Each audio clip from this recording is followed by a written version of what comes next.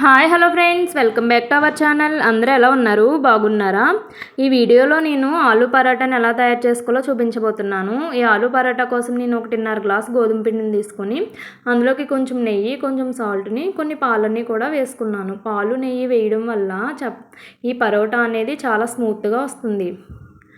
ఆ తర్వాత ఈ పాలు అవన్నీ పిండిలో కలిసేలా ఒకసారి కలుపుకొని తర్వాత కొంచెం కొంచెంగా వాటర్ వేసుకుంటూ ఈ పిండిని మెత్తగా కలుపుకుందాం. వాటర్ కన్సిస్టెన్సీ అనేది ఎక్కువైతే పిండి అనేది జారొస్తుంది. కాబట్టి వాటర్ని కొంచెం కొంచెం వేసుకుంటూ ఈ పిండిని కలుపుకోండి.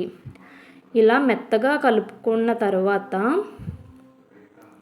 ఇందులోకి పైన కొంచెం ఆయిల్ని వేసుకొని ఒక అరగంట సేపు పిండిని నాననివ్వండి.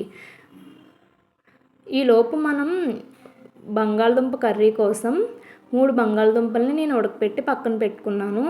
ఆ తర్వాత ఈ బంగాళదుంప కర్రీలోకి ఒక ఉల్లిపాయ, ఒక 5 పచ్చిమిర్చిని చిన్న ముక్కలుగా కట్ చేసి పక్కన పెట్టుకున్నాను. ఆ తర్వాత స్టవ్ ఆన్ చేసుకొని ఒక పాన్ పెట్టుకొని కొంచెం ఆయిల్ వేసుకున్నాను. ఆయిల్ బాగా హీట్ అయిన తర్వాత ఇందులోకి జీలకర్ర, ఆవాలను వేసుకుని బాగా ఫ్రై చేసుకున్నాను. తర్వాత ఇందులోకి ముందుగా మనం కట్ చేసి పెట్టుకున్న ఉల్లిపాయ, పచ్చిమిర్చిని కూడా వేసుకుని బాగా ఫ్రై చేసుకున్నాను. ఈ ఉల్లిపాయ, పచ్చిమిర్చి బాగా ఫ్రై అయిన తర్వాత ఒక 1 టేబుల్ స్పూన్ అల్లం వెల్లుల్లి పేస్ట్ని కూడా వేసుకొని బాగా ఫ్రై చేసుకుని ఇందులోకి రుచికి సరిపడా సాల్ట్, కొంచెం పసుపుని వేసుకొని బాగా ఫ్రై చేసుకున్నాను. తర్వాత ముందుగా మనం ఉడకపెట్టిన బంగాళదుంపలను వేసుకుని బాగా కలుపుకున్నాను. తర్వాత కొంచెం కర్రీ మసాలాను కూడా వేసి బాగా కలిపి ఒక 2 నిమిషాలు స్టవ్ మీద ఉంచి తర్వాత స్టవ్ ఆఫ్ చేసేస్తే ఆలూ కర్రీ అనేది మనకు రెడీ అవుతుంది. తర్వాత ఈ చపాతీ పిండిని చిన్న చిన్న ముద్దలుగా చేసుకొని ఈ కూరను కూడా చిన్న చిన్న బాల్స్ కింద చేసుకోండి.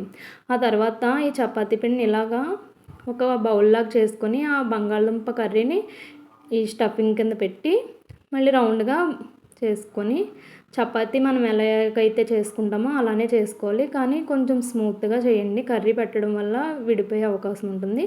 తర్వాత 2 వైపులా కాల్చుకోవడమే. అంతే, ఆలూ పరాటా రెడీ. ఈ వీడియో మీకు నచ్చినట్లయితే లైక్ చేయండి, షేర్ చేయండి.